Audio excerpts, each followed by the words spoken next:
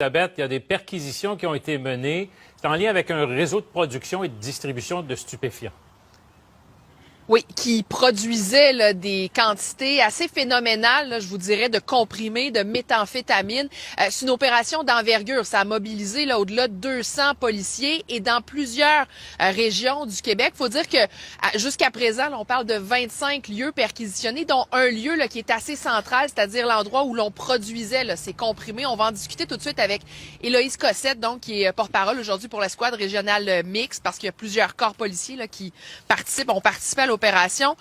Parlez-moi de la quantité de comprimés que ce réseau est en mesure de produire puis de fournir finalement.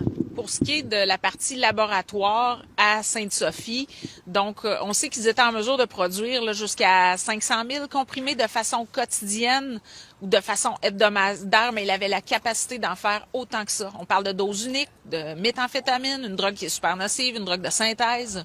Donc le travail du côté de Sainte-Sophie, de démantèlement de l'endroit, se poursuit. Puis on se rendait compte par la suite que les substances transitaient dans une dizaine de régions du Québec. On peut même penser jusqu'au Nouveau-Brunswick. Donc c'est vraiment un volume, disons, à grande échelle de production. Et par la suite, l'aspect approvisionnement-distribution qui est assez vaste, étendu. Donc on se rend compte qu'il y a des liens entre les 25 endroits que nous avons perquisitionnés aujourd'hui. Donc oui, on pense à un réseau à ce moment-là.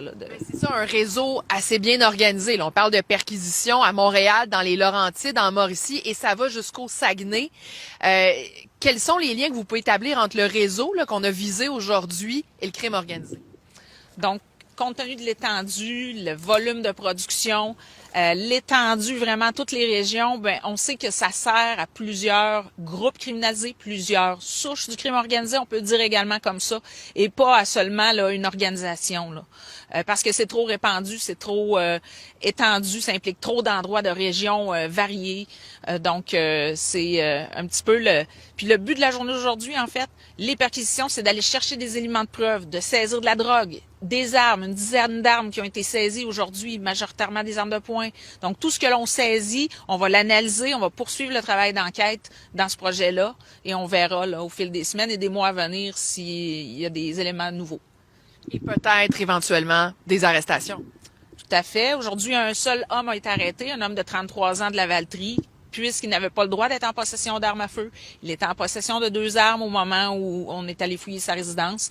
Donc, cet homme-là va comparaître cet après-midi. Mais le but de la journée était vraiment d'aller faire des saisies, d'enlever cette drogue-là de la rue, puis saisir également, on est à 800 000 comprimés, 150 000 en argent, des kilos de méthamphétamine, des kilos de cocaïne. Donc, aller enlever ça de la rue, puis poursuivre par après le volet enquête. Merci beaucoup, Madame Cossette. Donc, on comprend, là, Sylvain, il y a certaines perquisitions là, qui sont toujours en cours. Là. Il y en avait 25 quand même lieux visés. Une seule arrestation, c'est des perquisitions en cours d'enquête. Donc, pour l'instant, l'objectif, là, comme le disait Madame Cossette, c'était pas nécessairement de faire d'arrestation, mais on comprend là, que il y a certaines personnes qui doivent assurément se sentir visées et qui vont craindre là, peut-être dans les prochains jours, prochaines semaines finalement, de faire l'objet d'arrestations suivant donc ces perquisitions quand même assez majeures aujourd'hui.